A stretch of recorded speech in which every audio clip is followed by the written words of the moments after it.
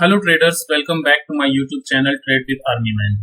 दोस्तों, कल हमने एक वीडियो बनाया था जिसमें हमने सीखा था कि हमें एक सक्सेसफुल ऑप्शन ट्रेडर बनने के लिए क्या क्या करने की आवश्यकता होती है। तो आज हम उसी वीडियो को आगे बढ़ाते हुए सेकेंड पार्ट में ये सीखेंगे कि अगर हमें ये चीजें करनी है तो कैसे करनी है। तो अगर आपने कल वाला मेरा वीडियो नहीं देखा है तो मैं इस वीडियो के डिस्क्रिप्शन में उस वीडियो का लिंक डाल दूंगा, तो आप जाकर उसे देख सकते हैं।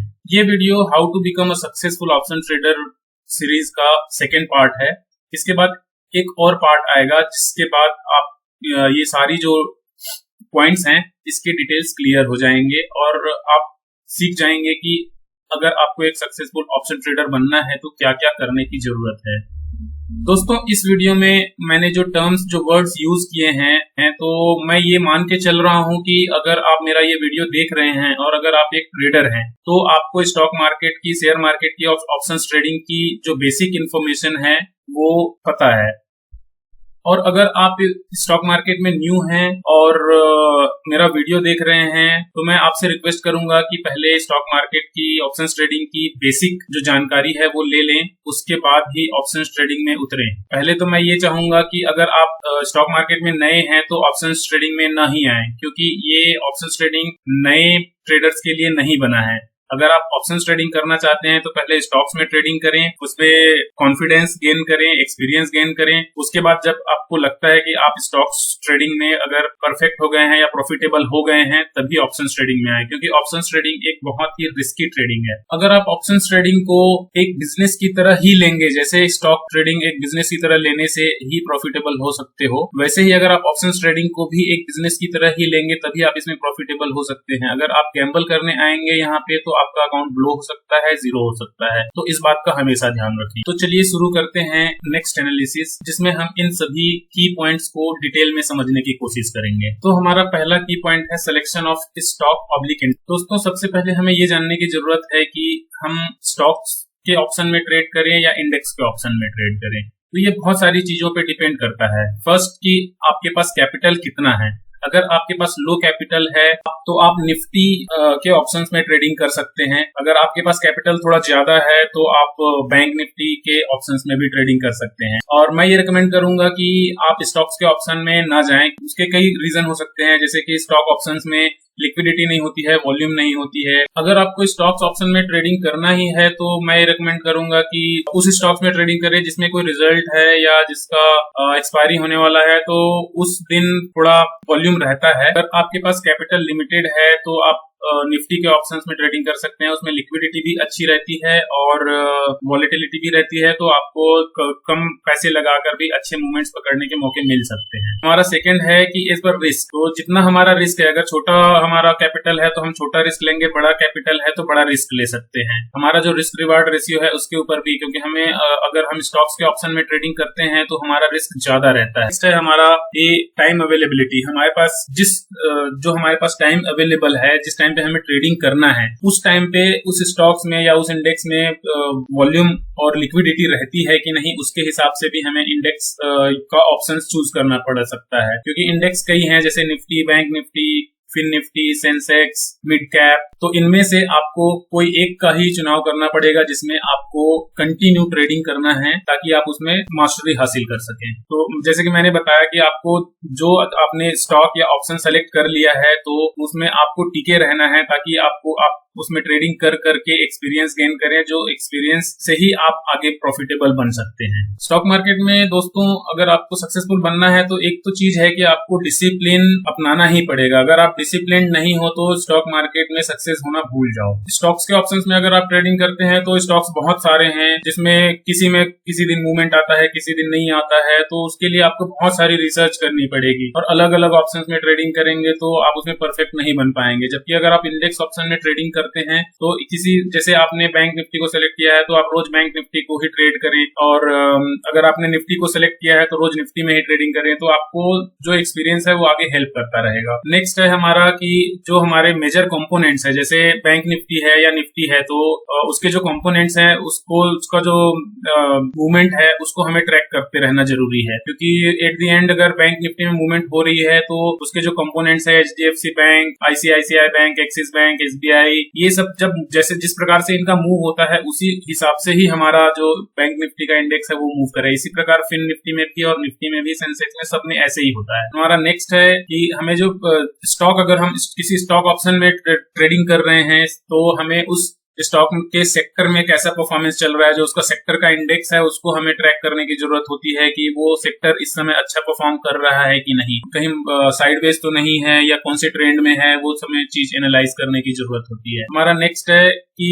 एक्सपायरी की, जैसे स्टॉक ऑप्शन अगर हम ट्रेड कर रहे हैं तो ज्यादातर उसमें लिक्विडिटी एक्सपायरी की रहती है, तो हमें एक्सपायरी के दिन का ध्यान देना पड़ता है, जो कि महीने का लास्ट गुरुवार होता है स्टॉक्स ऑप्शन के लिए। बैंक निफ्टी वगैरह में तो हमें वीकली एक्सपायरी भी मिल जाती है, तो एक्सपायरी में ट्रेडिंग करने पे वोलेटिलिटी और वॉल्यूम ज्यादा रहता है। नए ट्रेडर से मैं रिक्वेस्ट करूंगा कि एक्सपायरी के दिन ट्रेडिंग ना ही करें तो बेहतर है, क्योंकि ज्यादातर जो अकाउंट जीरो होता है, ब्लो आउट होता है, वो एक्सपायरी के दिन ही होता है, क्योंकि इसमें बहुत तेज मूवमेंट आती है। और अगर आप जीरो करना चाहेंगे तो उस दिन अकाउंट, अगर आपको एक्सपीरियंस नहीं है तो अकाउंट खाली भी हो सकता है।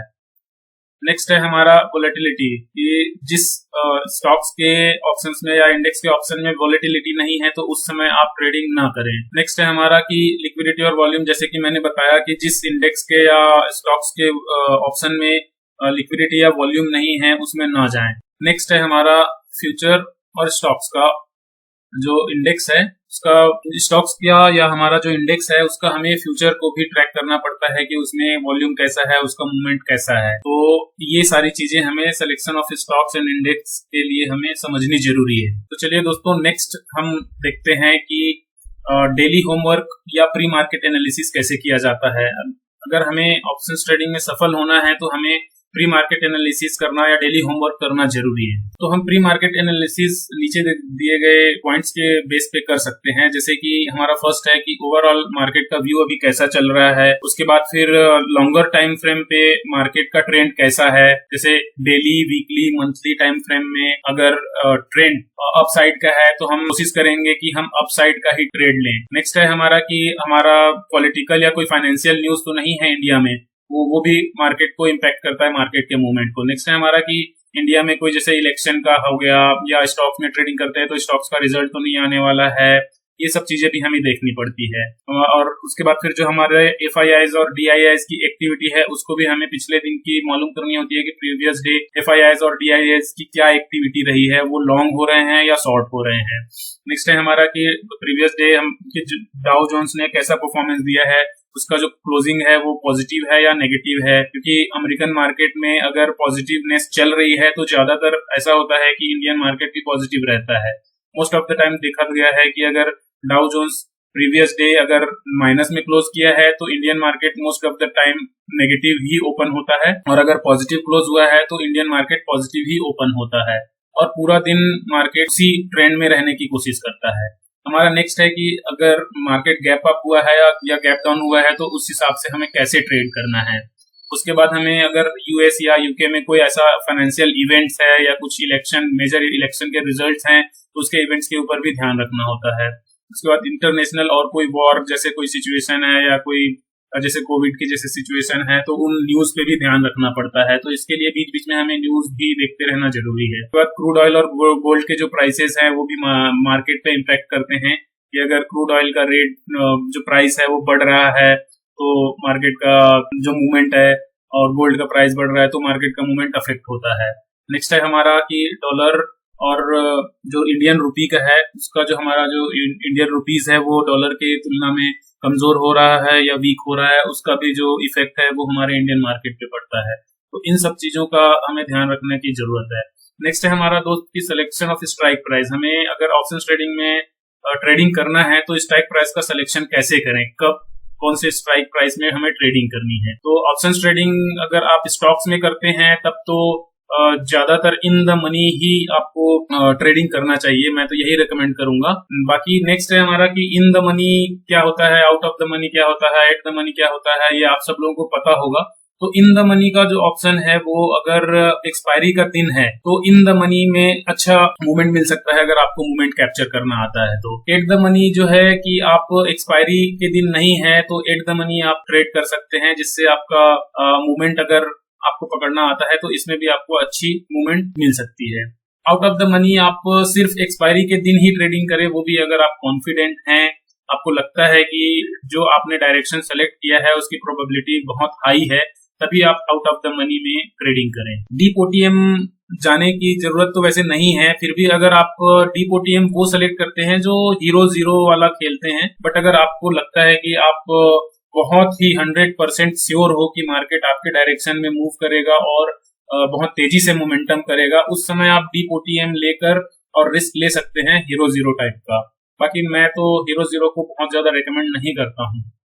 बाकी है कि आपको ये देखना पड़ेगा कि स्ट्राइक प्राइस का सिलेक्शन करने से पहले आपको ये देखना पड़ेगा कि आप एक बायर हैं मार्केट में या सेलर है, आपका ट्रेडिंग स्टाइल क्या है। तो अगर आप बाइंग करते हैं तो जो स्ट्राइक प्राइस है वो ज्यादातर टाइम एट द मनी या इन द मनी होनी चाहिए, और अगर आप ऑप्शन सेलर हैं तो ज्यादातर टाइम एट द मनी या आउट ऑफ द मनी होनी चाहिए, जिससे आपको टाइम डिके का बेनिफिट मिले। वहीं जो टाइम डिके है वो बायर्स के लिए काम नहीं करता है, सेलर्स के लिए काम करता है, तो बायर्स के अगेंस्ट में काम करता है टाइम डिके। नेक्स्ट है हमारा, अगर आप हेजिंग करते हैं तो आप इन द मनी का ऑप्शन सेल भी कर सकते हैं या स्ट्रैंगल या स्ट्रेडल बना सकते हैं। उसके बाद अगर आप स्ट्राइक प्राइस का सिलेक्शन करते हैं तो उसमें आपको ये भी देखना होता है कि उसका डेल्टा क्या है, उसका थीटा क्या है, टाइम डिके वैल्यू क्या है, इंट्रिंसिक वैल्यू क्या है, ये सब चीज आपको देखना होता है।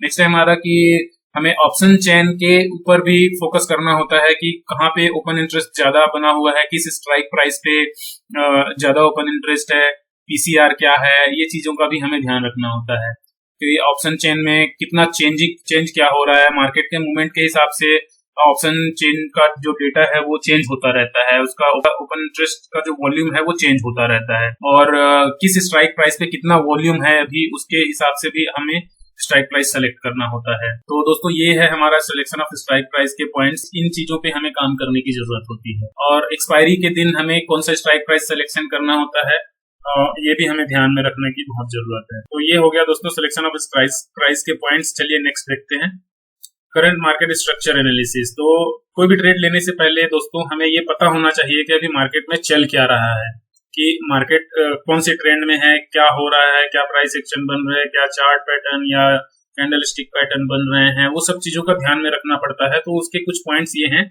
फर्स्ट में कि हमें प्रीवियस डे का जो ट्रेंड था वो क्या है, जो भी स्टॉक्स में या इंडेक्स में हम ट्रेड करते हैं उस इंडेक्स का या स्टॉक का ट्रेंड क्या था प्रीवियस डे का, ये जानना बहुत जरूरी है हमारे आज के ट्रेड के लिए। नेक्स्ट है हमारा कि हमारा पिछले डे का जो मेजर सपोर्ट एंड रेजिस्टेंस था उसको हमें मार्क करने की जरूरत है, जो राउंड लेवल के बेस पे क्या सपोर्ट और रेजिस्टेंस, जैसे कि अगर बैंक निफ्टी में 44,000, 45,000, 46,000 ऐसे जो है ये एक मेजर राउंड लेवल होते हैं, या 44,500, 45,500 इस टाइप के जो लेवल होते हैं ये मेजर सपोर्ट एंड रेजिस्टेंस होते हैं। उसके बाद फिर जो ट्रेंड लाइन हो रही होती है कि हम एक ट्रेंड लाइन ड्रॉ करते हैं, उसके बेस पे हमारा मेजर सपोर्ट एंड रेजिस्टेंस क्या बन रहा है उसको ध्यान रखना होता है। उसके बाद अगर कोई कंसोलिडेशन हुआ है तो उस कंसोलिडेशन का जो मेजर सपोर्ट और रेजिस्टेंस है उसको देखना होता है।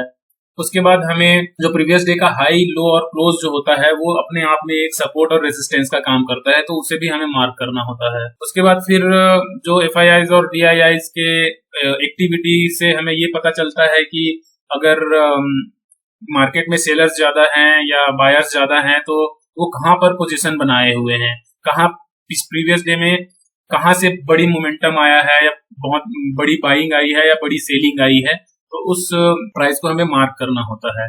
नेक्स्ट है हमें कि अगर कोई भी एक जगह है तो वहां पे कहाँ पे ज्यादा चांसेस है कि मार्केट अगर उस डायरेक्शन में निकलता है तो शॉर्ट कवरिंग हो सकती है या लॉन्ग अनवाइंडिंग हो सकती है, इस चीज को भी हमें ध्यान में रखने की जरूरत होती है। उसके बाद फिर हमें बहुत जरूरी है दोस्तों ट्रैप से बचना, क्योंकि जो बड़े प्लेयर्स हैं वो ज्यादातर रिटेलर्स को ट्रैप करने के लिए मार्केट में ऐसा सिचुएशन क्रिएट करते हैं कि रिटेलर सोचने लगते हैं कि हाँ यहाँ से अब बाइंग जाएगी, लेकिन अचानक से ऐसे होता है कि वहां से सेलिंग शुरू हो जाती है। तो ट्रैप जोन जो होते हैं उसको हमें समझने की बहुत जरूरत होती है। नेक्स्ट है हमारा कि जो सपोर्ट और रेजिस्टेंस होता है वो कोई लाइन नहीं, एक जोन होती है 50 पॉइंट 100 पॉइंट का। लॉन्गर जितने जब बड़े टाइम फ्रेम में जाएंगे उतना जोन उसका बड़ा होता जाएगा, तो उसको भी हमें मार्क करना होता है एज अ जोन। नेक्स्ट है हमारा दोस्तों की हमारा जो ट्रेडिंग प्लान है उसकी स्ट्रेटेजी क्या होने वाली है, उसकी किस बेसिस पे हम अपना जो स्ट्रेटेजी है वो तैयार कर सकते हैं। तो उसके लिए हमारे पॉइंट्स हैं कि अगर आप प्राइस एक्शन ट्रेडर हैं तो आप प्राइस को देखेंगे कि प्राइस का बिहेवियर या प्राइस का मूवमेंट किस प्रकार से हो रहा है, उसके हिसाब से अगर आपको स्ट्रेटेजी अच्छी लगती है तो प्राइस के एक्शन के ऊपर बना सकते हैं। उसके बाद फिर अगर आप ट्रेंड लाइन का ब्रेकआउट्स पे ट्रेडिंग करते हैं तो आप ट्रेंड लाइन को ड्रॉ करके उसके ब्रेकआउट्स पे ट्रेडिंग ले सकते हैं। उसके बाद कंसोलिडेशन का अगर ब्रेकआउट होता है तो आप कंसोलिडेशन के ब्रेकआउट या ब्रेकडाउन पे ट्रेड ले सकते हैं। अगर आप एक हेज करने वाले हैं तो आप ज्यादातर ये देख सकते हैं कि एक मार्केट का जोन बना हुआ है जो कंसोलिडेट कर रहा है, उस समय आप अपना ट्रेडिंग प्लान बना सकते हैं। सपोर्ट रेजिस्टेंस के ऊपर अगर आपको ट्रेंड लेना है तो आप major support and resistance find करते हैं, उसके बाद फिर अपना जो स्टॉप लॉस और टारगेट है वो डिसाइड करते हैं। उसके बाद फिर अगर आप एक रिवर्सल ट्रेडर हैं तो आप को देखना होगा कि मार्केट कहाँ पे रुक रहा है, अगर रुक रहा है तो उसके ऊपर क्या कोई मेजर रेजिस्टेंस खड़ा हुआ है, तभी आप प्लान कर सकते हैं। तो रिवर्सल ट्रेडर्स के लिए भी ये चीज ध्यान में रखने की जरूरत होती है। एक्सपायरीज के दिन आपकी स्ट्रेटेजी क्या हो सकती है, कि एक्सपायरीज के दिन बहुत ज्यादा स्टॉप लॉस हंटिंग होती है और जो प्राइस डिके है वो बहुत ज्यादा तेजी से होता है। तो एक्सपायरीज के दिन आपका ट्रेडिंग प्लान क्या हो सकता है, ये ध्यान में रखने की जरूरत है। अलग अलग दिन में अलग अलग प्रकार की स्ट्रेटेजीज आप अपना सकते हैं, लेकिन जो स्ट्रेटेजी आपको सूट करती है उसी में आपको एक्सपीरियंस गेन करना ज्यादा जरूरी है। क्योंकि हम लोग क्या करते हैं, एक स्ट्रेटेजी पे एक दिन काम करते हैं, दूसरी स्ट्रेटेजी पे दूसरे दिन, और उस पर फिर हम बिलीव नहीं करते हैं। तो ज्यादातर दोस्तों जो अगर हमें अपने ही स्ट्रेटेजी पे विश्वास नहीं होगा तो अगर वो 2 बार फेल हो गया तो हम उसको फॉलो करना छोड़ देते हैं। तो किसी भी अगर आप स्ट्रेटेजी को बनाते हैं, चाहे वो प्राइस एक्शन हो या ट्रेंड लाइन हो या ब्रेकआउट ब्रेकडाउन हो, कुछ भी हो, आपको उसी पे टिके रहना है और अपना रिस्क रिवार्ड मेंटेन करते हुए, रिस्क मैनेज करते हुए आगे बढ़ना है, तभी आप ऑप्शन ट्रेडिंग में सफल हो सकते हैं। तो जैसे कई लोग ब्रेकआउट फेल पे ट्रैप करते हैं, ट्रैप होता है वहां पे, ब्रेकआउट जो फेल होते हैं वहां पे ज्यादातर ट्रैप्स होते हैं। तो ब्रेकआउट फेल करने पे अपोजिट साइड में अच्छे मूवमेंट मिलने के चांस रहते हैं। तो अगर आप ब्रेकआउट फेल को पहचानना आता है आपको, तो आप बहुत अच्छी तरीके से मूवमेंट को कैप्चर कर सकते हैं।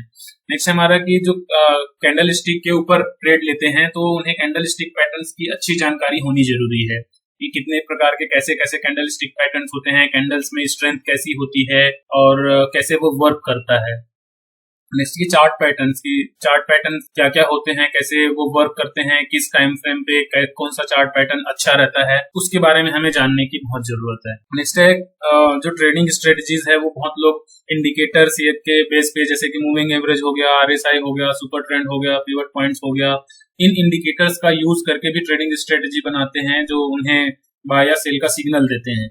तो उसके बेस पे भी अगर आपको ट्रेडिंग करनी है तो वो पहले ट्रेडिंग प्लान का आपका बेस होना चाहिए कि आप अपने ट्रेडिंग प्लान या ट्रेडिंग स्ट्रेटजी का बेस क्या है आपका। तो आप ऐसा नहीं है कि एक बार आप चार्ट पैटर्न्स को देख के ट्रेडिंग कर रहे हैं, एक बार इंडिकेटर को देख के कर रहे हैं, एक बार प्राइस एक्शन को देख के कर रहे हैं। ऐसा करने से आपके अंदर कॉन्फिडेंस नहीं आएगा और आपको एक्सपीरियंस नहीं होगा। तो बिना कॉन्फिडेंस के और एक्सपीरियंस के अगर आप ट्रेड लेते हैं तो उसमें लॉस होने के चांसेस ज्यादा होते हैं। तो आपको ट्रेडिंग स्ट्रेटेजी के ऊपर वर्क करने की जरूरत है दोस्तों। तो दोस्तों ये था आज का हमारा वीडियो। इसका एक और पार्ट आएगा जो मैं हो सकेगा तो आज शाम तक, नहीं तो कल डालूंगा। अगर ये वीडियो आपको अच्छा लगा होगा तो आप कमेंट में मुझे बताएं। अगर कुछ सुधार करने की जरूरत है तो भी मुझे बताएं, मैं वो करने की अपने अगले वीडियो में उसको सुधारने की पूरी कोशिश करूंगा। अगर आपको ये मेरा वीडियो अच्छा लगा हो तो प्लीज वीडियो को लाइक करें, अपने दोस्तों के साथ शेयर करें। अगर आपने चैनल अभी तक सब्सक्राइब नहीं किया है तो प्लीज चैनल को सब्सक्राइब करें और बेल आइकन को पक्का दबाएं ताकि नेक्स्ट वीडियो का नोटिफिकेशन आपको मिलता रहे। दोस्तों मेहनत करना बहुत जरूरी है। अगर आप मेहनत नहीं करेंगे तो ऑप्शन ट्रेडिंग में सफल नहीं हो पाएंगे। आपको अगर ऑप्शन ट्रेडिंग में सक्सेसफुल होना है तो आपको 1 साल 2 साल एक्सपीरियंस गेन करना ही पड़ेगा। अगर आप बिना कॉन्फिडेंस और एक्सपीरियंस के ट्रेड लेते हैं तो ये बहुत मुश्किल होने वाला है। तो अभी तक ये वीडियो देखने के लिए आप सबका बहुत बहुत धन्यवाद। अब आप वेट कीजिए नेक्स्ट वीडियो के लिए। Thank you.